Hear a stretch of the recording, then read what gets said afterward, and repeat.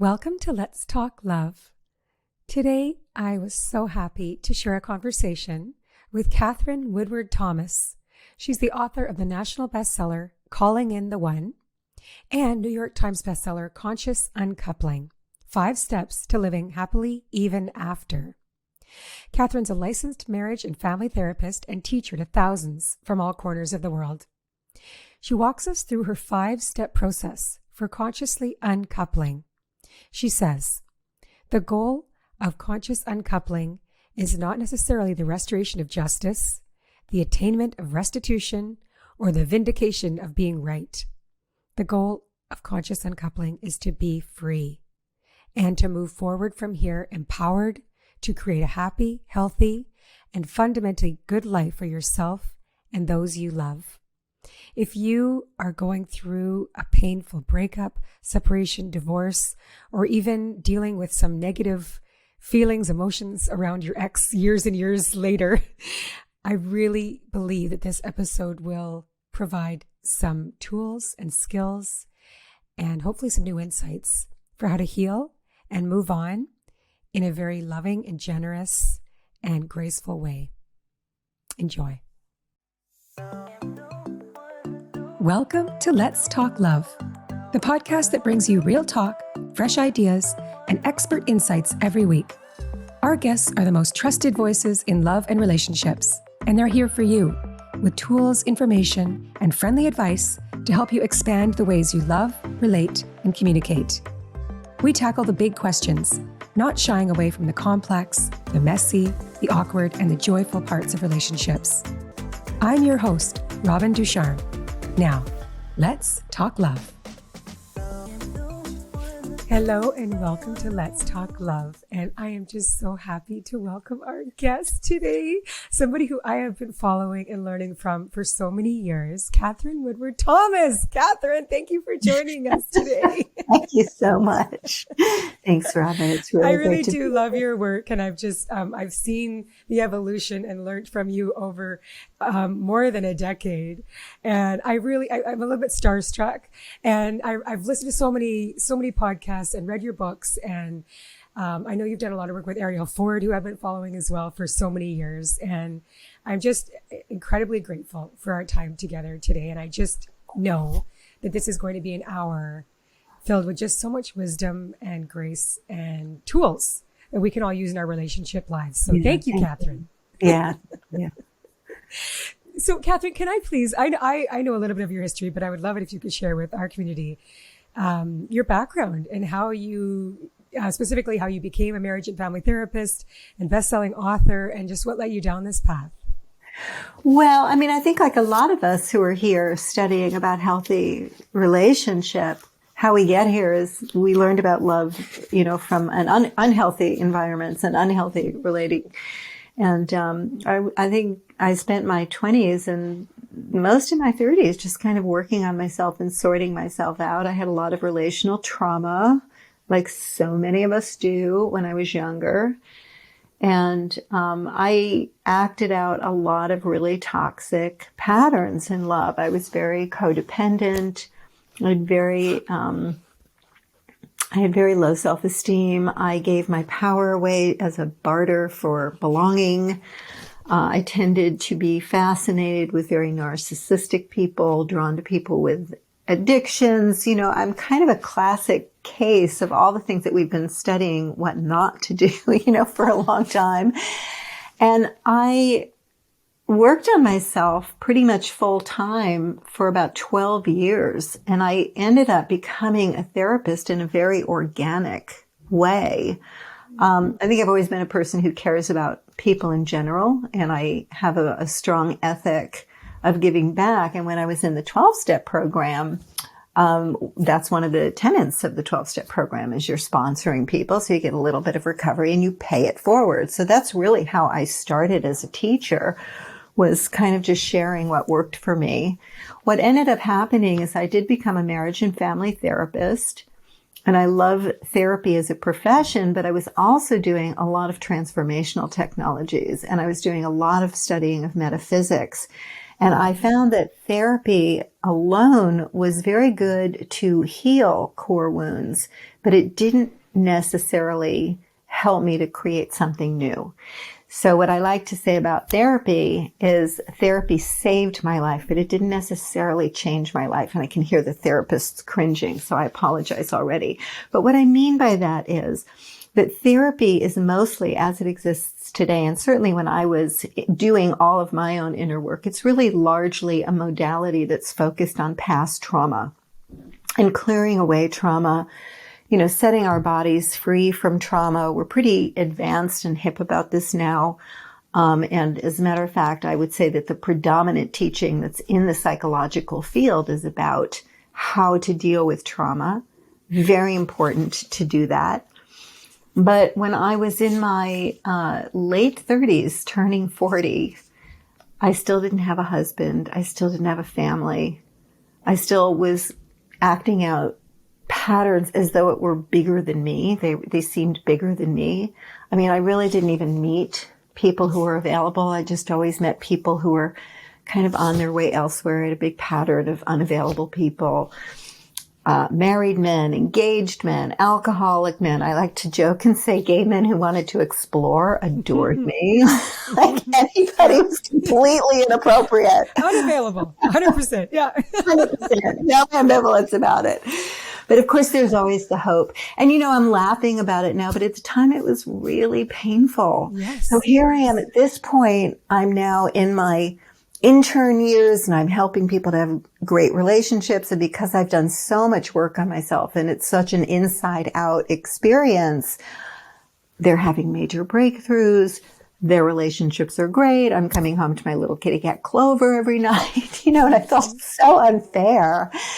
But it was really inside of these metaphysical principles that I learned from science of mind and also from landmark education. I did a lot of landmark education, which is really the transformative principles that Werner Erhard created, standing for a future that's unreasonable and unpredictable, unprecedented, and beginning to lean in to discover who you need to be in order for that future to fulfill itself. So I started living that and taking that on as my main practice. And I was cleared enough of trauma. I could see the trauma. I kind of knew my issues backwards and forwards. I could probably recite them in my sleep. But what I was looking for was the ability to create outside of my patterns. And that became really the basis of my first book, Calling in the One, because when I was 41, I set an unreasonable intention to be engaged by my 42nd birthday.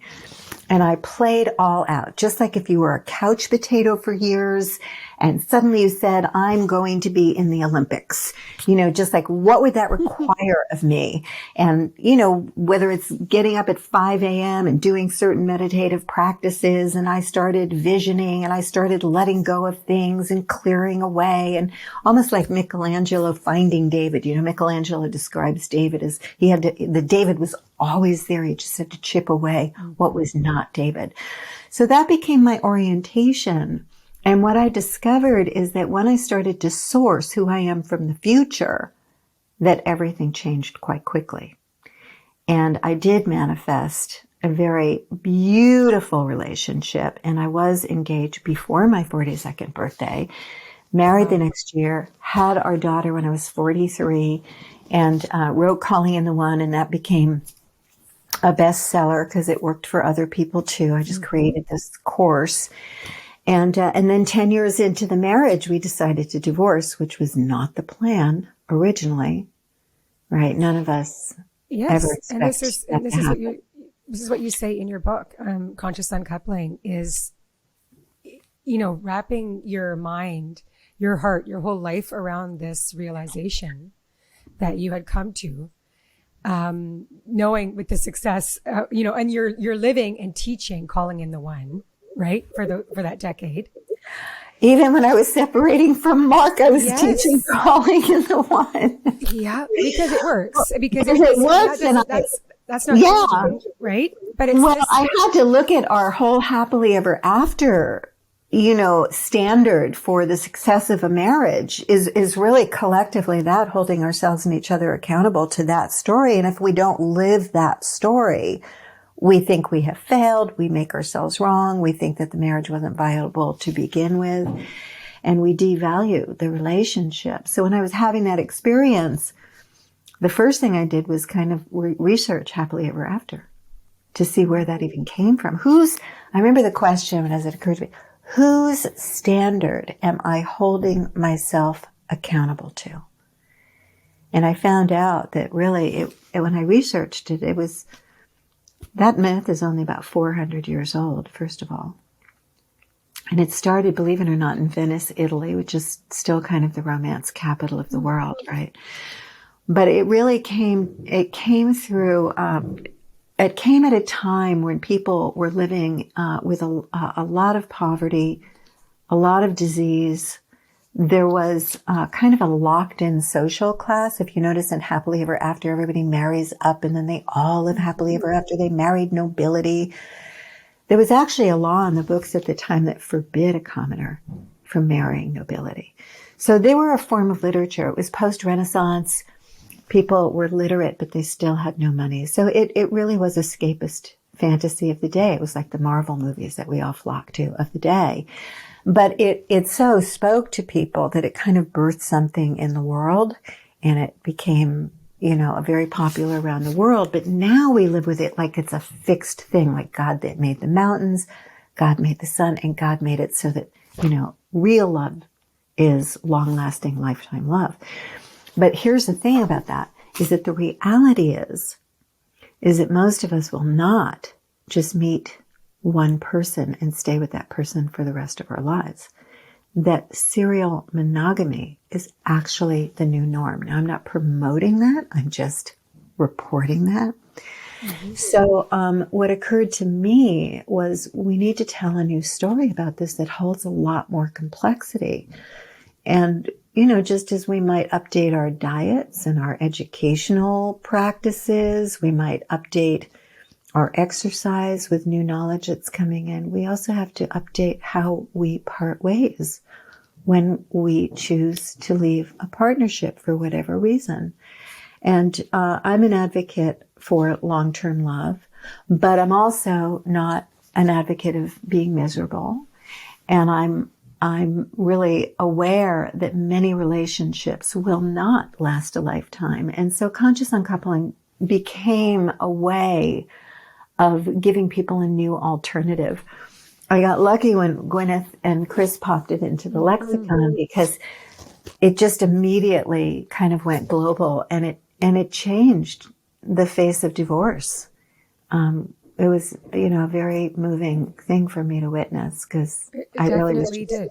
Yeah. And so can you tell us about conscious uncoupling? How would you explain that concept to anybody that hasn't read your book and doesn't know what that is?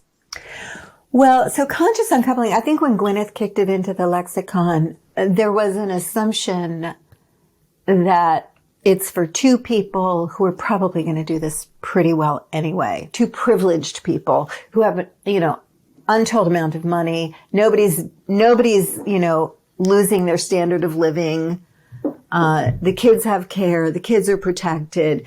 So it really occurred for people because it went out with Gwyneth as kind of celebrity fluff. I think that she and Chris have done that so well over the years that she has really demonstrated consistently what that is. So I'm very grateful to her for that.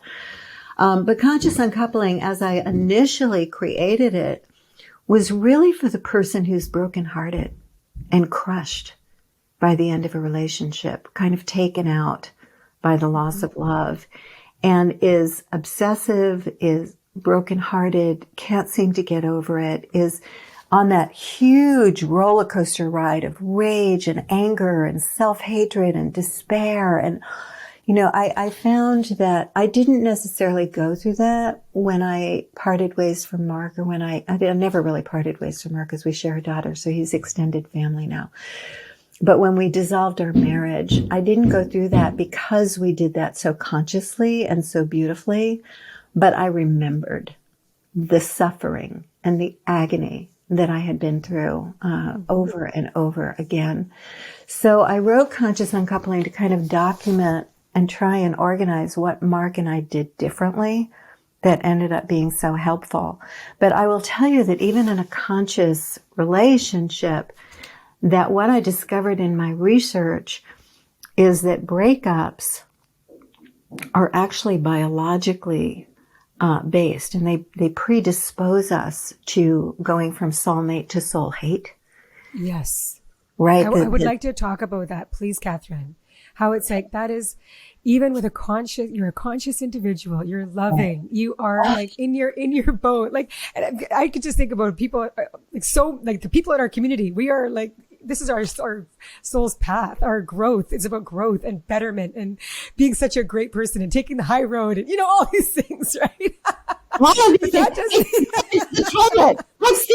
I've seen spiritual teachers who are masters go right into the toilet with a breakup. This is what I'm saying, but you're saying that this is biologically. Our minds will just go to that place.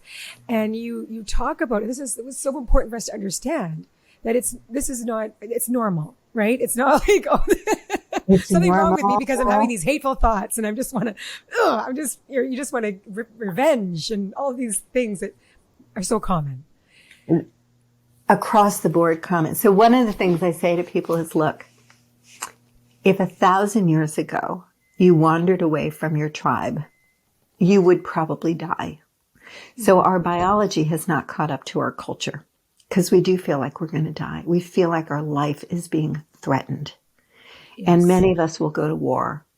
And also we're so hardwired to bond.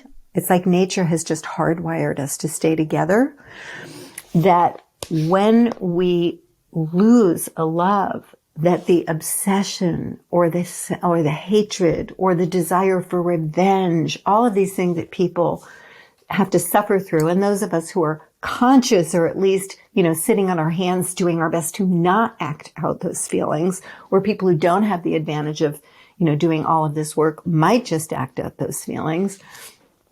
And in fact, a lot of crimes of passion happen when someone's breaking up. So that they're actually, the biology in our brain predisposes us to going into that place of hatred, because hatred is not the opposite of love. Hatred is just the shadow side of love. It's very engaged emotion. When you hate somebody, you are thinking of them all the time. So you're substituting that positive bond for now you got a negative bond. Yes. So conscious uncoupling is about what's it going to take to actually neutralize the connection, leave it in peace, do no harm.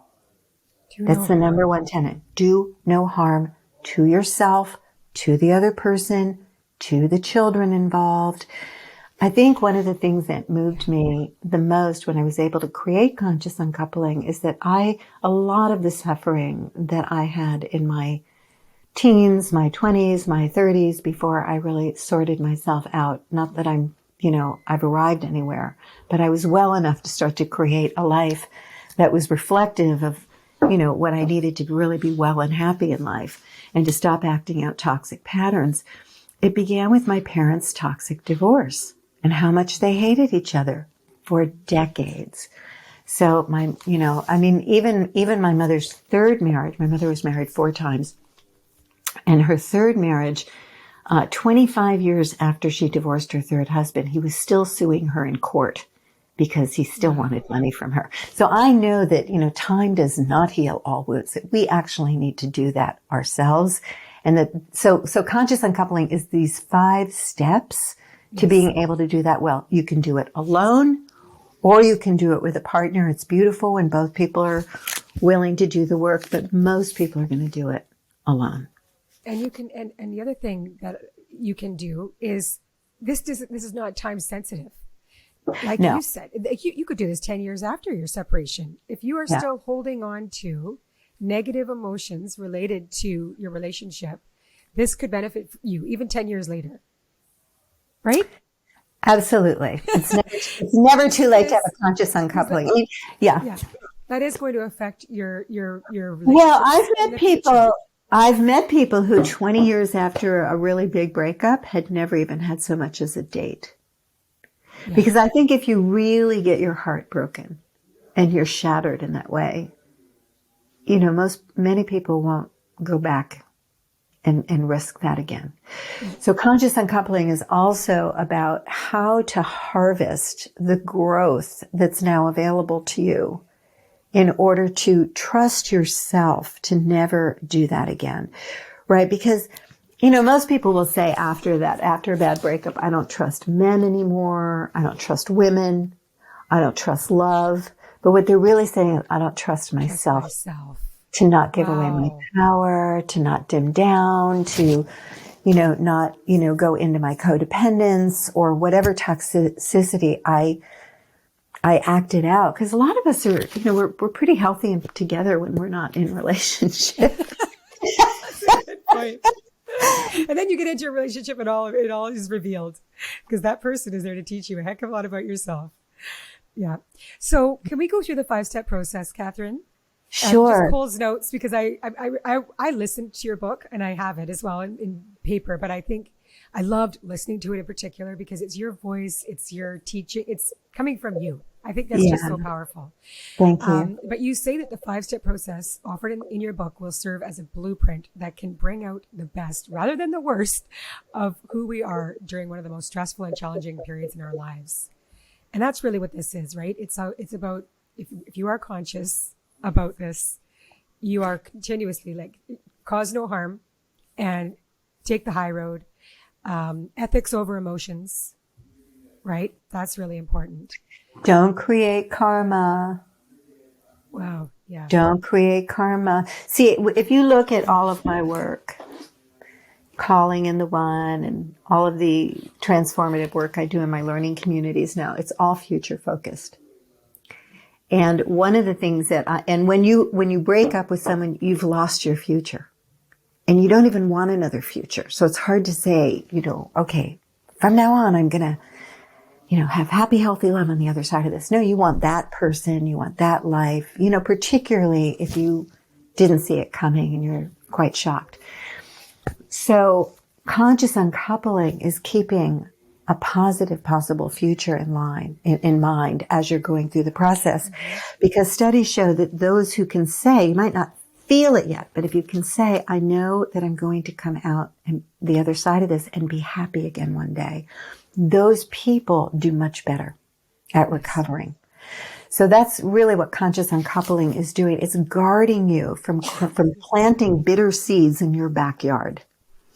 You know, because if you plant seeds of revenge, of turning the kids against your former partner, of turning your family and friends against that person, of getting them fired from their job, or all the things that we might want to do or fantasize about doing, if you really act those things out, you know, you're going to be living with the fruits of those actions for many years to come. And if you have children, they're growing up in that environment. So in order to protect the possible positive future that we know this could actually lead to, and even get you to a place where you could have a breakthrough in love and leave your old patterns behind and really enter into a whole new arena of what's possible for you in terms of happiness and health and love, you have to navigate it well. So that's really what the 5 steps are. And step 1 is about finding emotional freedom, which of course that's the thing we do not have when we're in the midst of a breakup.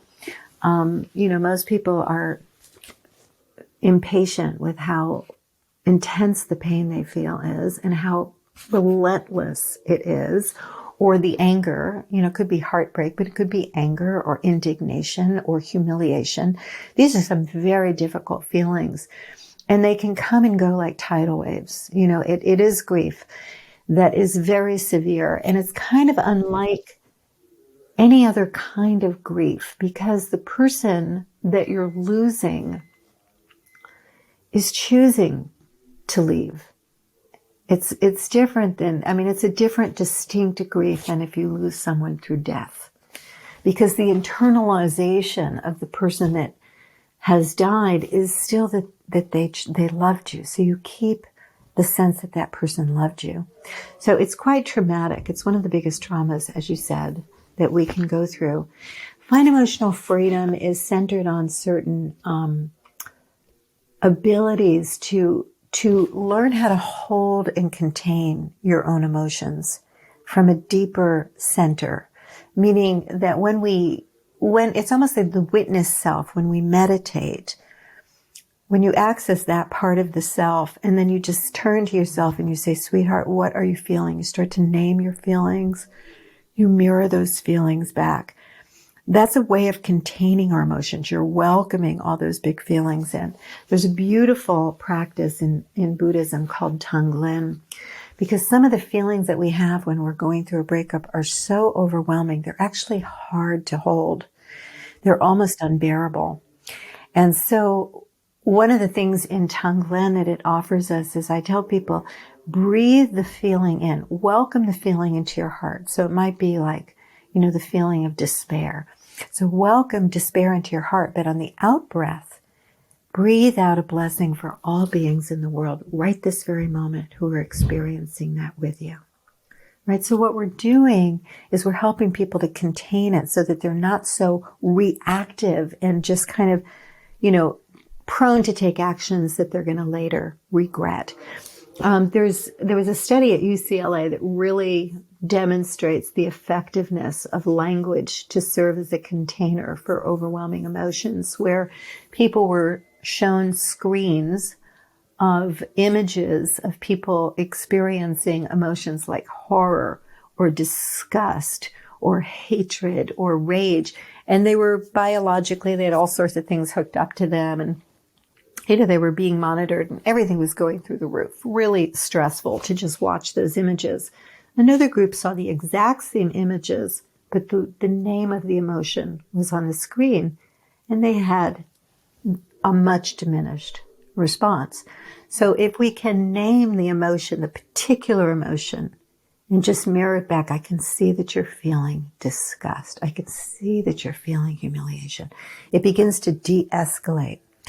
The other thing I tell people to do in step one is to turn towards the emotions in a way that allows us to welcome them in and look to see what's wanting to wake up as a result of having this emotion. So for example, if you're feeling a lot of rage, the positive part of that rage is that you are desperate to change something. So rage is usually an emotion because you've been violated in some way.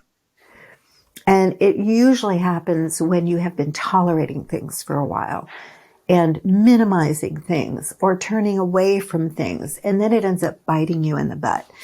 And so to be able to take that rage and say, I will never do that again. I will never pretend that I know I will never pretend that someone's not lying to me when I know they're lying to me. From now on, this is what shall be so. So now you're using that destructive emotion constructively. You're not going to act it out destructively. So this is what begins to line us up with a positive possible future. And that in itself, that example, you are feeling the rage because of something, let's say that your partner did. Let's say there was infidelity. And you give the example of Diana and Brian in your book around how Diana was, she worked and Brian stayed home, took care of the kids, and she found out that he was having an affair and wanted to divorce. And she was so full of rage and anger, which is so natural that somebody would feel those feelings, like so hurt and mad, like just hurt, angry. And that's what go then into the legal process. So that's a big problem. This is what you're saying. Yeah. So the finding emotional freedom I understand the necessity of it. This could take some time, right? Because it's like in the beginning. Well, it's both. It's like you can get relief in one day. Yeah. If you're practicing, you can actually, it's like the quick tools to use. I mean, most of us are ill-equipped to deal with these big emotions. Yes. Maybe we've never even felt them before. So the conscious uncoupling process kind of gives you the tools. By the way, one of the reasons I can promise that after you do conscious uncoupling, you're going to be in a much better position to have happiness on the other side of this is because that is one of the core skills of healthy relating, is to be able to de-escalate your reactivity and hold and contain your own inner experience enough to actually have a conversation with your partner for clarification, for boundary setting, for requests, all of that, where you're able to, not just believe everything you feel and go into attack or feeling so threatened.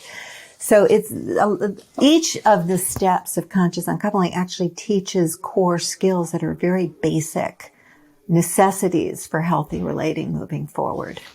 And what you were saying, Katherine, around the rage, you're going in and going into it and under it. And the self-accountability piece is very important.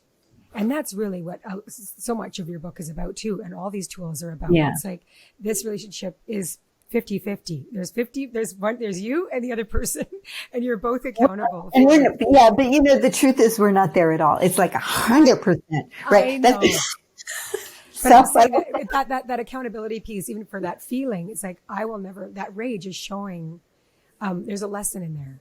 I'm never going to let this happen again. I'm not going to ignore my intuition around maybe, Diana, I don't know the story 100%. It was just a story you told in the book, but maybe she was getting clues along the way that something was going on and she wasn't speaking up or ignoring, or who knows. But there's always something. Well, it goes into step 2 now. So you just organically went there, which is, reclaiming your power, which, all sounds really sexy and great, but reclaiming your power is about personal responsibility. Always. Responsibility and power are kind of the flip side of the same coin. So what we're looking at here is, first of all, most people are obsessing and they're going over every little detail. And they're trying to understand what happened and what was really going on.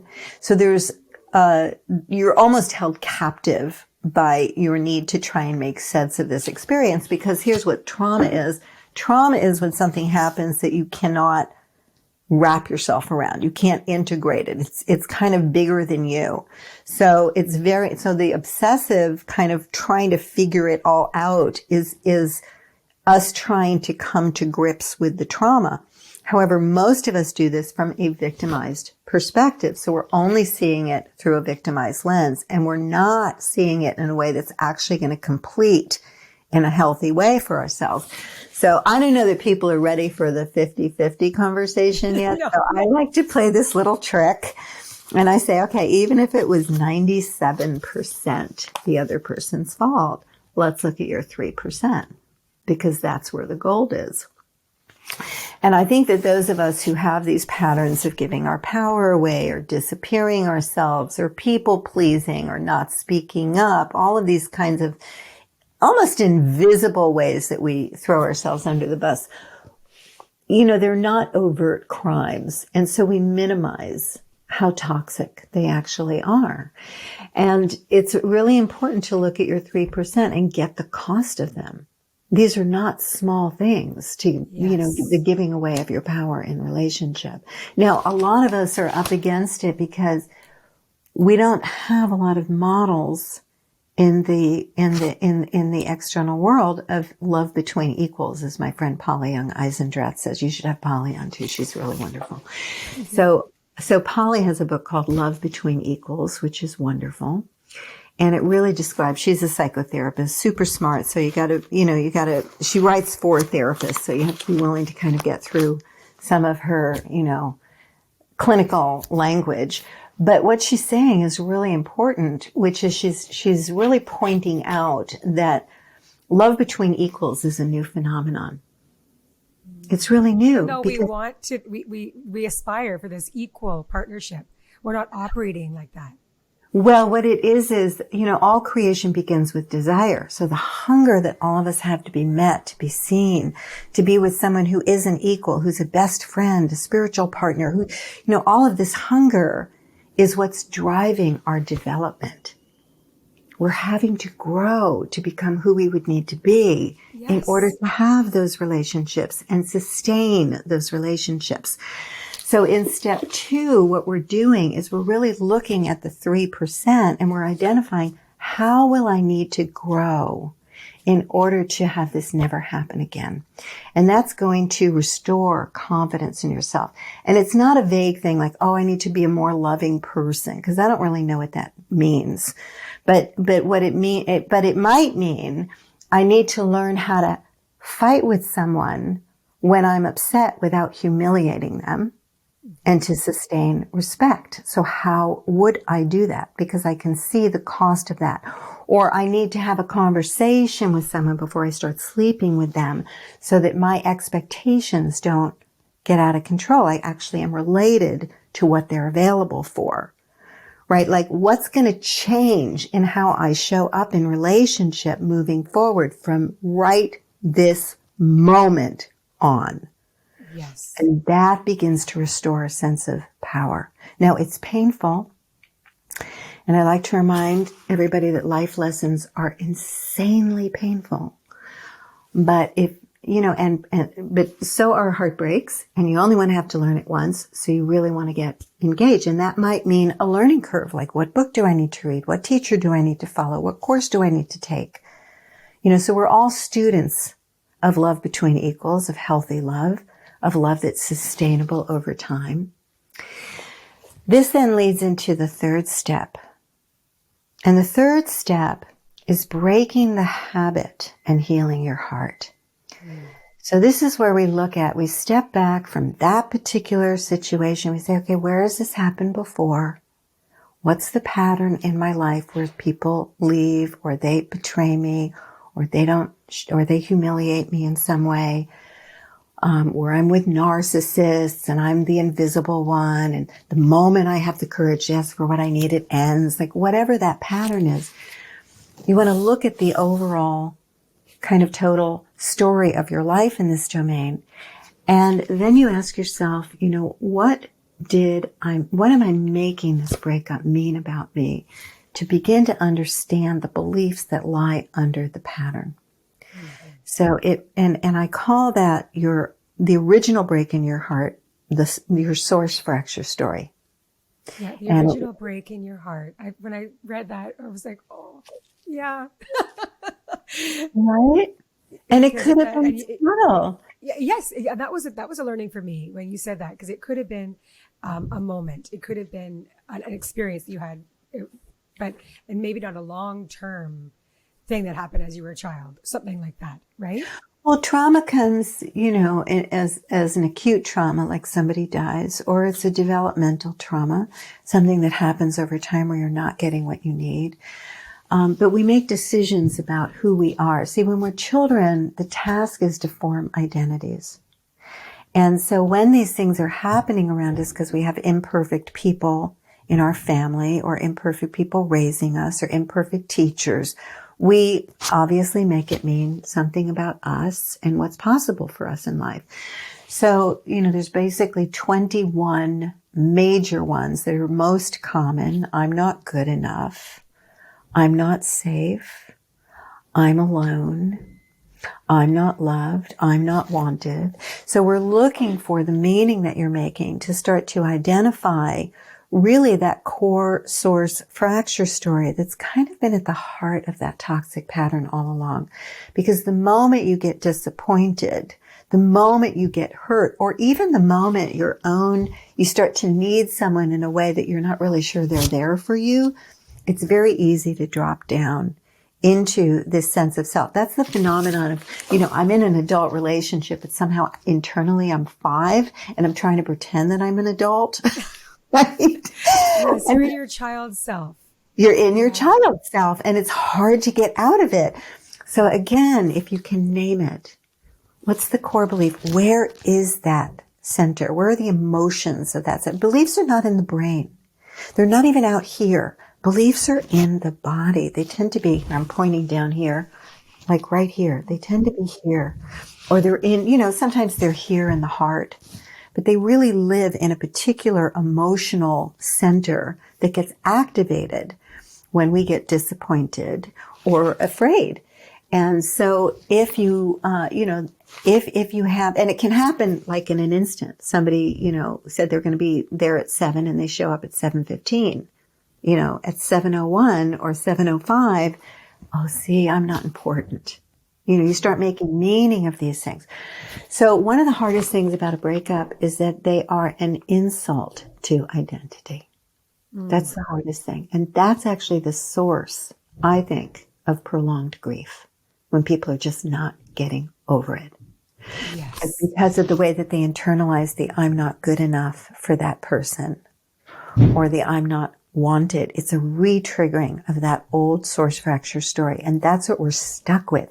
So I distinguish the difference between grief, which is a natural occurrence when you lose someone you love, when you lose a relationship that you love, Yes. that you hoped would last forever. And you're going to go through all of the stages of grief. And generally those should pass within a few weeks or a few months. But what doesn't pass is the core identity that you're left with. So step 3 is all about naming that identity and challenging it. Because the identity was formed by a 3-year-old you, or a 5-year-old you, or an 11-year-old you, before you lacked any sophistication or ability to hold complexity. It's not that I'm not lovable. It's that my mother is chronically depressed and needs to be on medication or under the guidance of a psychiatrist. So we don't have the ability to say that as children. We just know I'm not loved and no one is there for me. No one values me enough to love me. And that's what we bring in. So here's the other piece of this. This gets very sophisticated. This is why people study with me for years, because if you really go into the teaching, but I do offer it as a really important part of conscious uncoupling, is that when you drop into that center, for example, I'm all alone here. You get triggered. Somebody's not showing up the way you want. You feel alone. It's like an old comfortable sweater. You know this story. You actually start showing up in that relationship from that center, and you covertly generate aloneness in the relationship. So for example, you might not engage conflict directly because you're convinced that conflict is the beginning of the end. But if you study relationships, and John Gottman was the one who described this. If you study that, he says that relationships bond through conflict. Yes. So if you're avoiding conflict, you never have the opportunity to bond very deeply, which makes you very easy to leave. So we're actually the source of our own patterns. Mm-hmm. And this is really deep work in consciousness, but I've filtered it down so that it's very accessible. And what we need to do is, number one, we need to challenge this belief that I'm alone by actually saying, no, sweetheart, you say to yourself, you're not alone. I'm here with you. And the deeper truth is, I didn't come here to be alone, and I have the power to learn healthy relationship skills, which will allow me to create much healthier, long-lasting bonds. Right? So you course correct your own consciousness. You start to identify the new ways of showing up. And then the final piece of step 3, which I really love, is what I call a soul-to-soul conversation with your former partner, where in your mind's eye, in meditation, you take back your power. You say, look, I know. You call that person in. If they're dangerous, you put a firewall so you're safe. But you call that person in. And I tell people if they're afraid of that person to make them small. Just imagine they're like half the size of you so that you're towering above them. And you say to them, I apologize for showing up as less than who I am. And I want to really introduce who I really am. And then you imagine them getting it so that you're completing that experience of humiliation and being dropped down again into that false center. So those first 3 steps of conscious uncoupling are all internal, very deep internal work. Mm-hmm. Now you're ready to deal with the person. And so in the relationship, and the last 2 steps, the 4 is actually my favorite step. It's called Becoming a Love Alchemist, and it's about really being a leader of love. Now, if you have children, you definitely want to do this. But Yes. if you're a spiritual person and you don't want to give someone with a lesser consciousness the power to determine who you are and who you are going to be, you show up magnanimous, you show up generous, you do your self-forgiveness work, you clear the field with them, and you want to create a new relationship, a new intention for the relationship, because you just lost a future with that person, a hoped for future. So you have to create a new future. Now, some people don't want to be connected to that person because what they did was so hideous and they don't have children.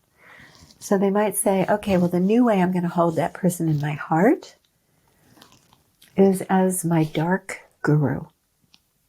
Oh. My dark guru. Yeah. I like that. I mean, I don't know about you, but I've learned more about love from the absence of it than I have ever from the presence of it. Wow. Or at least equal amounts. Yeah. This is also an area where this was something that I thought was just so fascinating, which we all know to be true because we've experienced it before. If, somebody, is breaking up, it's all, you've got your people around you. You break up with somebody and all of a sudden you've got people around you going, oh, and they're trying to make this bad story about that person in protection of you. And so, like, to stand and say, you. Oh, even your consciousness. I never liked him anyway. No. And then all of a sudden they, they're trying to villainize your ex. And it's like, no, that is not what's happening here. Not how we're doing this. And that's a very important part of conscious uncoupling is making a stand. It's almost like you are standing up for the other person. That's if you're able to, or just saying, I don't want that story to be circulating. I have respect for this person, or I'm not going there. Well, and that's the way you value the relationship.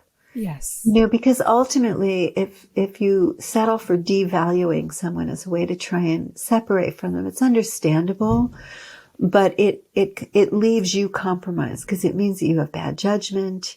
It means you can't trust yourself. It means that you just spent however much time just barking up the wrong tree. There's no value to that connection. So in conscious uncoupling, and this, you're getting into step 5, which is creating your happily even afterlife. And it's about training people that they don't have to do that to show their love for you, that you got the love and that you're doing this in a conscious way. So everybody wins moving forward. We're not going to overly simplify it and make it just one person's fault, that you both have things to learn.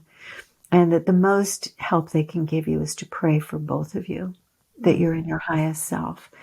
So again, we're back into not creating karma. It is actually, it's hard to not do it. And I know that because I want to do it. I remember doing it. Like, it's so organic to us to kind of badmouth that person.